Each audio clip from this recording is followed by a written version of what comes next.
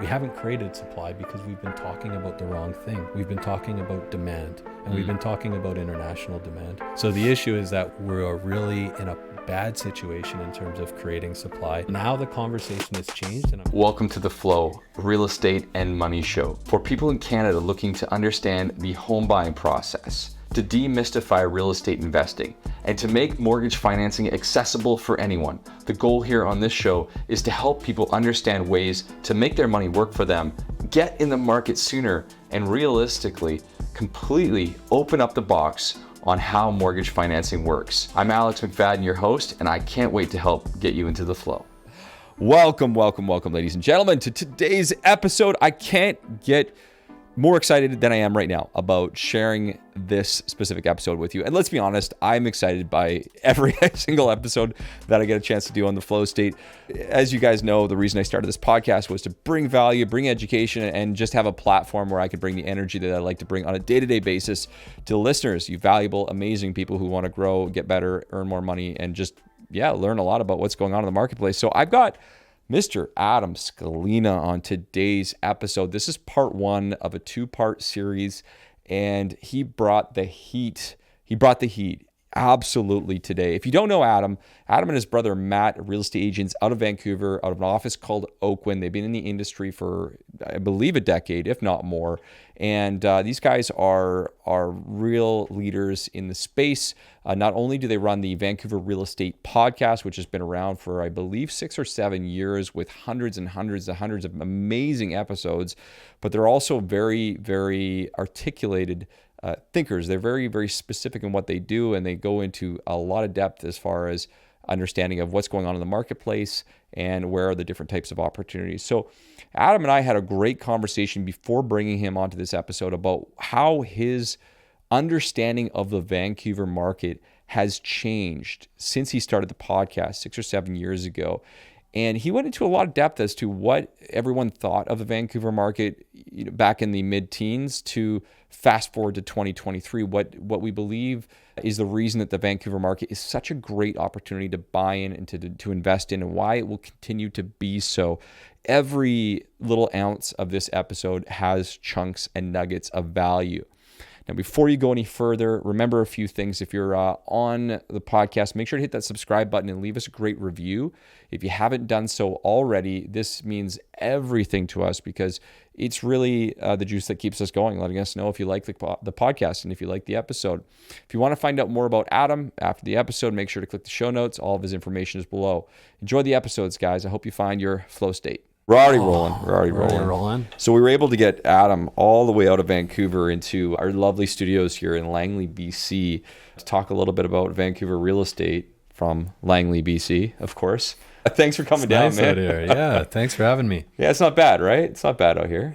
I think it took me like 45 minutes from my office in the Cambie corridor to your office. So I'm happy with that. It's funny because when I meet people from the North Shore, the idea of coming to Langley is like in another dimension. Right. It's like, what? You want me to cross 2 bridges to get out here? Right. But in the last couple of years, I think people from Vancouver have been more inclined to come out a little bit further. At least that's kind of where you stop is Langley, right? You don't go to Abbotsford, Chilliwack. That's just... Exactly. And there was a lot of parking. I just took a stall. That never flies in Vancouver, but is that okay? Yeah, you didn't have to pay for it, right? I didn't have to pay for it. Like, life-changing. Oh boy. Well, we made up for that drive. So this is going to be this is already a fun conversation. This is going to be a great conversation. Why not? Looking forward. Adam, the truth of the matter is you've been doing this podcast for 7 years, 6 years? A lot of years. I think, over 7 years. Yeah. Coming up on 8 years. Yeah. And 7 years, talking to hundreds of different guests. Right. Having a lot of meaningful conversations on a day-to-day basis with your own ventures and with your own clients and on your own deals. I imagine the idea and the way that you look at things has evolved. It's changed. It must have. Yeah, it's interesting because when we used to talk about the Vancouver market, it was always in the global context when we first started. Yeah. And I always used to think of Vancouver almost as like a hedge market, for a lot of the global people that were looking at like a safe haven to park money potentially if they were in more volatile situations in other countries, and that was often the what I thought of the profile of the investor. And I think obviously over the years where you're kind of constantly looking at this market and in the context of other Canadian markets, but also in the context of North American markets in the Pacific Rim, one takeaway has been just how resilient the market is. And I think what's gone away is maybe thinking of it within the global context, but just thinking of it specifically as the Lower Mainland and what it offers not only to Canadians, but to everybody. And I think that's like the one big thing. The big takeaway over the years has been like, I truly think this is an exceptional market. I truly think it's a blue chip market, and it's a really exciting market. So for all the listeners, because we have people listening from different levels of experience, let's explain what that means. Let's unpack that for a minute. When you talk about a blue chip market or hedging the market or a global market, I think we have to kind of bring that back down to its core, if you will. So maybe we can dig into that. When you talk about Vancouver as a global market, what does that make you think of? And what does that make you, I guess, essentially explain exactly what you mean by that? Yeah. So, I mean, I think there used to be a narrative, and this was pre-foreign buyer tax, I think, in a lot of ways. I think the foreign investment might have been, and a lot of people would argue, was overstated maybe in our market. Yep. But a lot of the narrative essentially was that there was a lot of wealthy people from markets or from countries where their wealth could potentially go away, or there was high risk, that were trying to get money out and park it into what would be considered a safer market. Yep. Vancouver is often described as beautiful and boring in a lot of ways. And I think that creates a very stable environment, right? We have a very kind of liberal government. We have conservative monetary policy. We're land restricted. We've got good education. It was a good place to kind of put money, right? Right. Where I think now, the conversation has kind of changed to a supply and demand conversation, or basically that conversation's always been there, but I feel like maybe the attention has pivoted from being kind of a conversation around international money to more of a hyper-local conversation around supply and demand. And so do you think that just the conversation in general has shifted, or do you think the reality of the market has shifted? I don't know if it's the reality. I don't know if the market itself has changed. I think my understanding of the market and the problems with the market, and I think some of the virtues of the market have changed over time, and the way that I perceive the market has changed. And I think that's kind of what's been so interesting about our show is talking to the people that we're talking to. The themes are always kind of the same, regardless of which direction the conversation is going. Yep. The problems always manifest in one way or another. It's funny because you mentioned initially that you thought people would be attracted here because of stability. And I feel like anyone living locally would argue that stability is the last thing that we've seen over the last 4 years or 3 years specifically.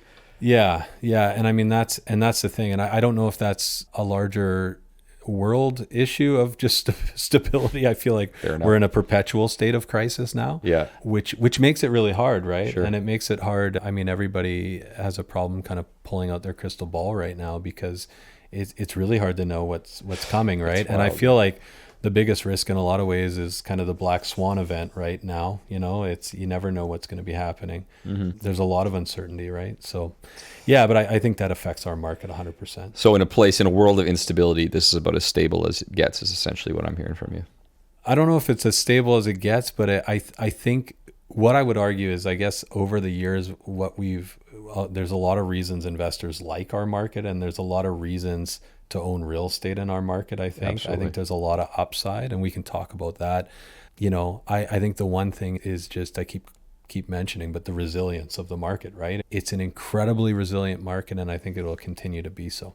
So rewind back to your past when you were listening or considering real estate in Vancouver, and we're thinking of, this is the reason that people wanted to invest, and we're going to kind of work through where you're at today. So you thought it was a global market. Generally speaking, it was more impacted by, as you mentioned, people coming to the country, or at least that was the thought process around it. Yeah, and I think there was a narrative that there was a narrative out there, and it started really, I think it was an article, if I'm not mistaken, in the New Yorker talking about Vancouver as a hedge city, and that was like a lot of the conversations. Like I remember a lot of the kind of the talking heads in real estate at that time were kind of talking about this idea of people parking money here. Like if you remember the whole empty homes tax, this was all based on the idea that people were buying homes but not living in them, right? Yeah. And I think what we've done is, there's been a lot of policy focusing on demand, right? Demand side measures.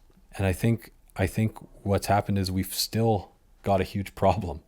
And for years, people in the industry were kind of beating the drum of this is a supply issue, right? And I think we wasted a lot of time focusing on the demand side measures and sticking and assuming that narrative was correct. The foreign buyer. Yeah, the foreign buyer, for example. Yeah. And now I think what we're realizing is the issues with the market or the fundamentals of the market are much more complicated and nuanced. Yeah, thinking back to the late teens, so 17, 18, 19, pre-COVID basically, it was constantly pushed in our face. Foreign buyers are the reason. There was the foreign buyer. Well, there wasn't the ban at the time, but there was the tax that was implemented, the empty homes tax, as well as the foreign buyers tax. There was a variety of other things. Tax, one tax. I can't even keep up with them all, man. It was just like this tax, that tax. And I remember specifically hearing on a regular basis from people, again, pre-COVID, the reason house prices, because if you remember that rally between 2016 to 2018 range, there was that first initial rally, the first bump, and it was all in the news all day, every single day. Foreign buyers are the reason why. Everyone's flushing the money with cash. This is the reason that house prices are going up. And our government subscribed to that. Virtually everyone subscribed to that externally, outside of the industry. Sure. Whereas most people within the industry, including myself, were saying, well, I've not really seen a foreign buyer. To this day, I would say the closest thing that I've ever dealt with a foreign buyer, because I've never had anyone that wasn't either a PR or someone who's working here ever try to get a mortgage from me. Mm-hmm. And maybe I'm not the right demographic or type of person that they would talk to, but most of my peers in the industry suggest that it's very rare that they're applying for loans or applying for mortgages. I mean, it suggests that, sure, they might be buying cash, but are there really that many people? And are they really the reason that all the properties are going up in value and all the demand is essentially rising? Right. And I think that's, it's a fair point. I think the reality is that we were dealing with international buyers, and I think Vancouver very well is positioned as a global city. But I would argue that I think that the fundamentals of this market, like I think if you were to ban international buyers outright and prevent anybody from buying real estate in Vancouver, I don't think that solves the problem. I guess that's where the deeper thinking has to go into the what's going on in this market. Right? Agreed. So let's move this forward in terms of in time and look at where are we today, or where are we at today in terms of what we think the reality of the current market is. Why are people investing now in Vancouver? Again, and the idea might be the same as it was before, but we might just be looking at it from a different lens, as you're suggesting here, and what I'm hearing. Yeah, and I think, and I brought some notes because I think there's some points to kind of to double click on when we're talking about this. And I think the big thing is that, the demand is here all the time, and we know that with our clients. Like when I think about it, my client, like our buyers don't go away. They typically move to the sidelines periodically. And if we want to talk about the market right now, you can think about the fact that, whenever people think interest rates have topped, and there's a little bit of stability in the market, you see people start to say, okay, well, maybe now's the time, right? And we haven't had a ton of optimism, right? But once there is optimism, we're going to see a lot of people come back into the market.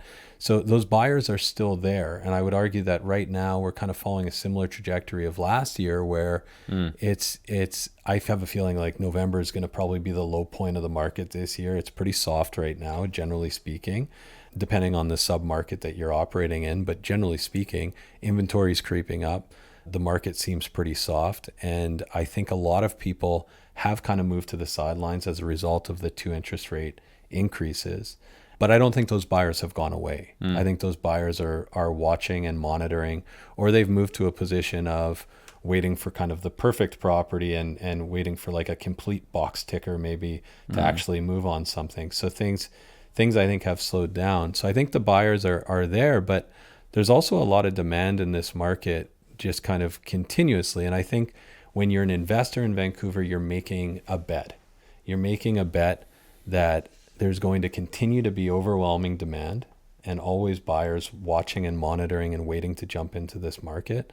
And the bet is on tons of demand and an inability to create the necessary supply. So do you think that's the right bet to be making? Well, let's unpack it. Like, let's talk about it, right? Yep. So like when we think about first of all, demand, like I think, best climate in Canada, one of the most beautiful cities in the world.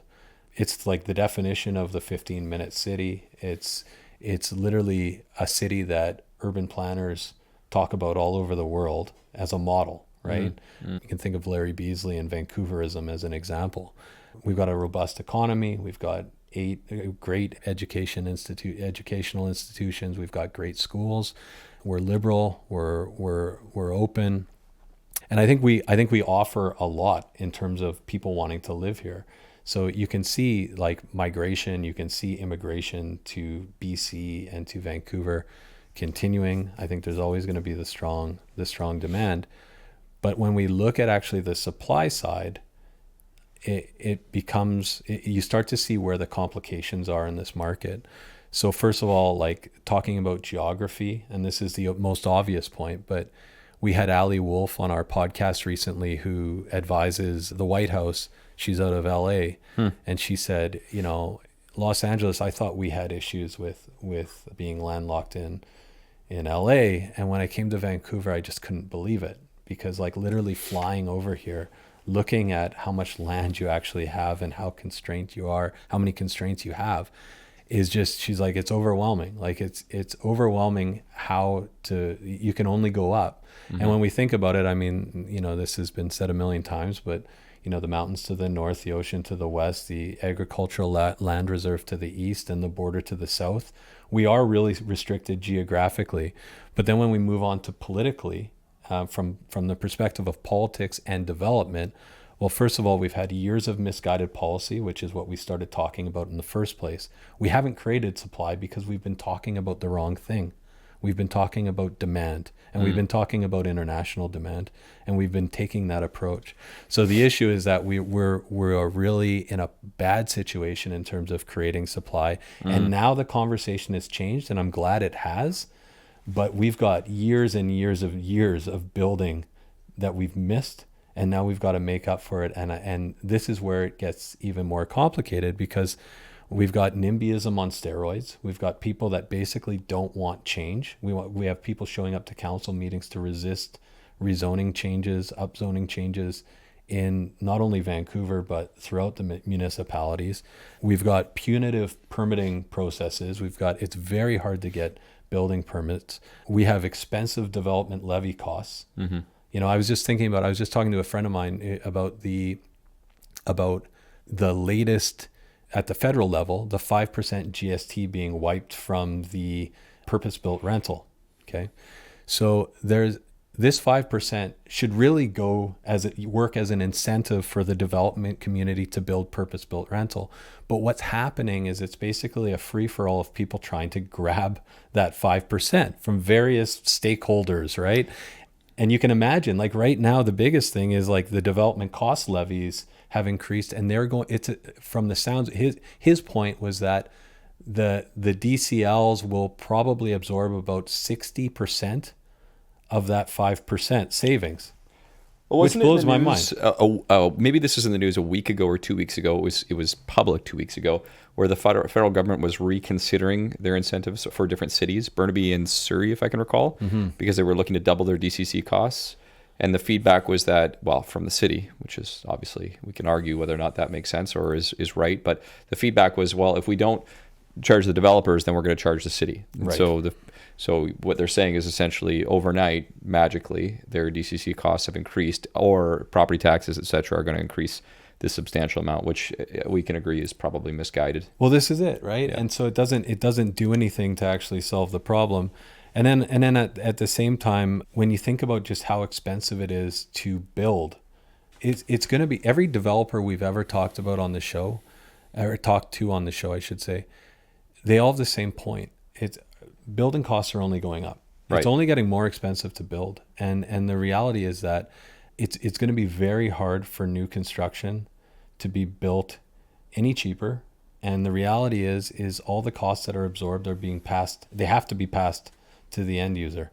And so, I mean, it's very, very complicated. So the result, I guess the other point I would make in terms of geography and politics and development would be the amount of wealth in the Lower Mainland. Like when we think about, and I always think about, this is from 2021. I just Googled it before we went live, but this was the Rennie finding from 2021 that $373 billion of real estate is owned clear title in Metro Vancouver. Crazy. So what happens when we hit these hiccups in the market or downturns in the market is people don't sell, because a lot of people have so much equity or own their property clear title that they will wait for a better time in the market to sell. Right. And we saw this last year. What did we see? We saw the market turned and we saw supply immediately dry up, and then everybody's fighting over the same property again, right? Yep. So right now, I think, I think the result of this is that if you're an investor in this market, or if you're somebody looking to own real estate in this market, and it ties into why I think it's that bet that you're making on the market. Why is Vancouver real estate blue chip real estate?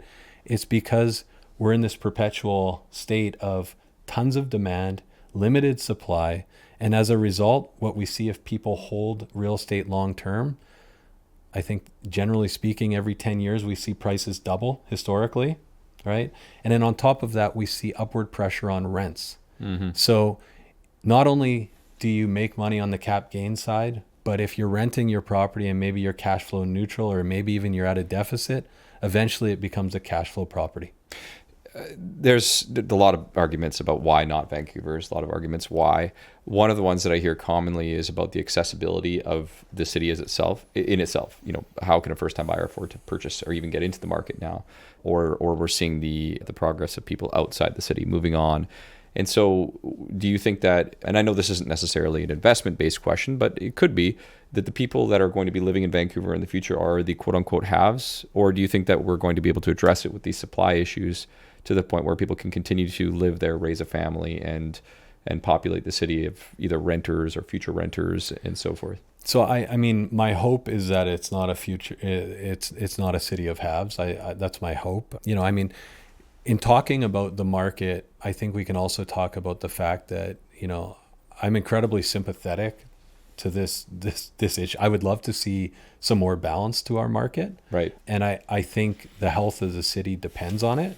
And there's a reason that it is the number one political issue right now, from the municipal level all the way to the federal level. Housing is everything, right? I mean, I feel like that's going to be how millennials and younger generations vote, will be based on housing policy in a lot of ways, right?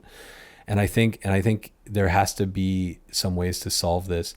I think that renting culture will become more acceptable in cities like Vancouver and Toronto. And I think a lot of developers are pivoting to do, and I think it's smart. And I think some of these buildings that people are want to build or are building are really incredible places to live. And the number one reason that people buy real estate in Canada, at least a lot of studies suggest this, is stability. And the problem with that secondary market, which if you own revenue properties or condos that you rent out, is that there's not a lot of stability in those markets. So I think for people that want to, where we need supply, I think is purpose-built rental. And I think we have to build everything, to be quite honest. But. So, well, from an investment perspective, you look at that and say that's a good thing. Yeah. Because ultimately we're going to be driving more people to, well, I shouldn't say we, but the market will drive people to become more of a mindset of a renter, whether that's right or wrong. Obviously, we try to continue to educate people on how to become an owner. But as an owner, it, generally speaking, just continues to grow the value and provide, as you've mentioned earlier, an opportunity for increased rents. And if it is doubling every 10 years, and rents are, I don't even know what the numbers on rents are. Have they gone up 100% in the last 5 years or something like that? I just saw it, yeah. And I mean, the thing that's shocking for me is you used to get a break, there's the old saying the drive till you qualify. There used to be like the same with rent, right? Drive till you can afford whatever it is you're renting, the 1 bed or the 2 bed or the house. But you barely get that break anymore. Like the gaps have narrowed so much. So it's almost like the whole region is on a similar average, right? And I did just see numbers on this that came out, I think, this week, with the average rental price of 1 beds in Vancouver. And I should pull them up. But generally speaking, downtown is now close to, I think, around in the area of about $2,500 to $3,000 for a 1 bed, right? Yep. And I think you would see that maybe blended across the region would be, I'm guessing, $2,100 to $2,500 or in that range for a new condo in the valley, depending on where you're located, whether you're on this side of the bridge or that side of the bridge, that makes a difference, or close to the SkyTrain or not close to the SkyTrain. You're upwards of $2,000 for something nice, for something new. You know, the only place you start to see a break is older properties further away from transit, or you know, down to Abbotsford or Chilliwack for that matter. Yeah. And even then, something, you know, a 1-bedroom condo in Chilliwack that's maybe 10 years old is still renting for $1,800. Right. Think about that. It blows my mind. And Right. it, you know, and I think it's another argument for more purpose-built rental. And I mean, I just really hope this GST thing was exciting when it was announced, and and then when you think about where it could go and the problems associated with, you know, like we talked about, costs increasing for developers. I mean, you have to create an incentive for developers to build. Yep. You know, we've talked about it on our show, but you know, David Eby couldn't build an IKEA shelf, and he's not going to build us out of this. We need to leverage the development community. So pull out your you, as we discussed, you know, it came from a mindset of a global market being the primary reason to a supply-based market or demand-based market, if you will. I think we were arguing that it's a lack of supply that's the primary consideration. And I think I want to reframe this, because I think the narrative has changed, and I guess what I was getting at is that I think I even got trapped in thinking about the global city and the hedge city argument more so than I should have. And I think a lot of people were putting too much emphasis on that. And I mean, and I think now we've kind of pivoted and we're focusing on the right things, but now I think it's in the execution where there's challenges and where there's problems. So I guess my point is that I think actually the international context was a simplistic way to understand our market. Yeah. But I think the reality is you had asked what has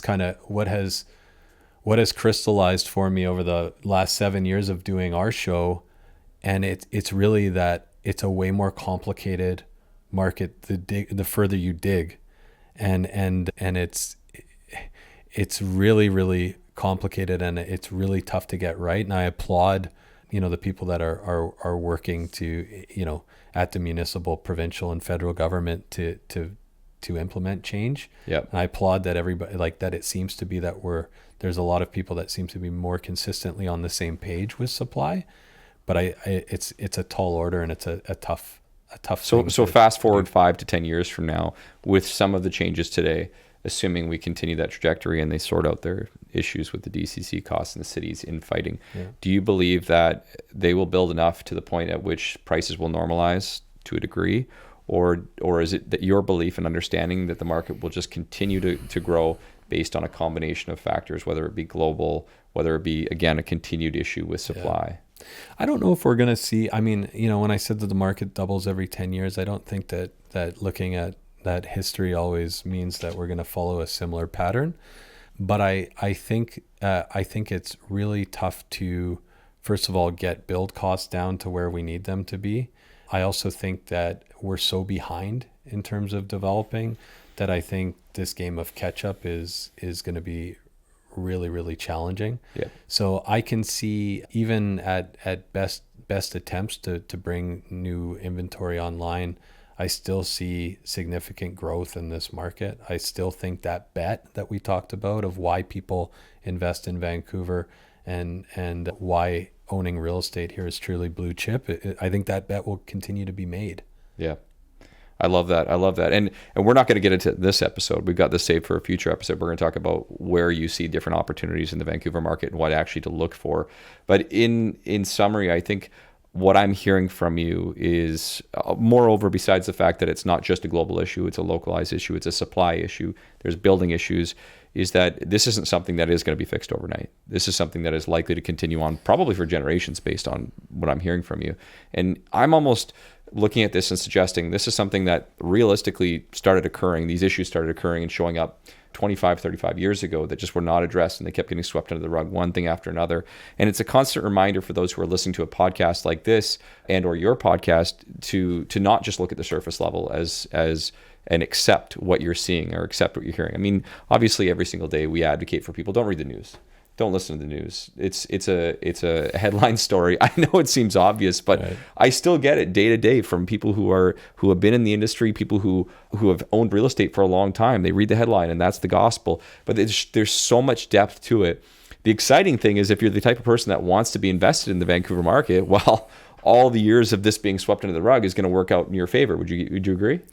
Well, yeah, and I think that again, like it's the bet in a lot of cases is just the inability of new inventory to come online. So You're basically making a bet that you don't think that the different levels of government will be able to create the amount of supply. And I mean, I think a lot of people think that's a fairly safe bet. Is my point. You know what? The thing about the media, and I think there's some media outlets that do a great job, but I think what's so great about, like, say, this podcast that you're doing, or why we started our show, was that especially when you're talking about the market and the Vancouver market. I mean, these markets, like right now, I feel like the market changes every couple weeks, right? It's like we're seeing multiples again. Okay, well now it's dead, and so I mean, I feel like what we would see in the media, we would see reporting that happened about 3 to 6 months after we were seeing it on the ground. Yep. So what I love about what you're doing and what a lot of people that are in the industry are doing in various industries, and I love what podcasts have done, is it's been a weekly kind of direct line to what's happening on the ground. And I think that's just way more valuable information for the end user to get. And you're right. Even if you buy into the headline, it's typically 3 to 6 months behind what's actually happening. 1,000,000%. And we'll quote it on this podcast, buy in November of 2023, and in 5 years, you're going to look like a rock star. Well, you know what? I mean, that was the opportunity, right? And a lot of people slept on last year's opportunity. And what did we see in March of this year? Yep. We saw the market take off again. And some of the best deals I saw were in November of last. Some of the best deals I've seen in recent years, or in the last 24 months, was in that pocket. Slow down, right? I've been repeating this for almost 2 or 3 months. Ask anybody to listen to me about it, or you can follow and watch my Instagram as you might. But it feels like a 100% replica, just delayed by a few weeks, maybe a month. It almost feels like the exact same thing. It might be December this year. We'll see. It might be December. We'll see. Adam, thanks, buddy. Appreciate you. And we'll make sure to link up the podcast so everybody who doesn't listen, but of course everyone already does, so they can come find you. Appreciate you, man. Yeah, thanks so much, Alex. Awesome. That was an unreal episode of The Flow. I hope you enjoyed it as much as I did on my side right here. If you haven't already done so, make sure to check out all of the incredible resources that we have available. You can find us on Instagram at Flow Mortgage Co. You can find us on our website, getflowmortgage.ca. And of course, don't forget our free first-time homebuyer masterclass that's currently available on our website for anyone who listens to the episodes. And if you loved what you listened here today, the only thing that we ask for is to share this with someone else that you think this could help. And hey, maybe leave us a great review online.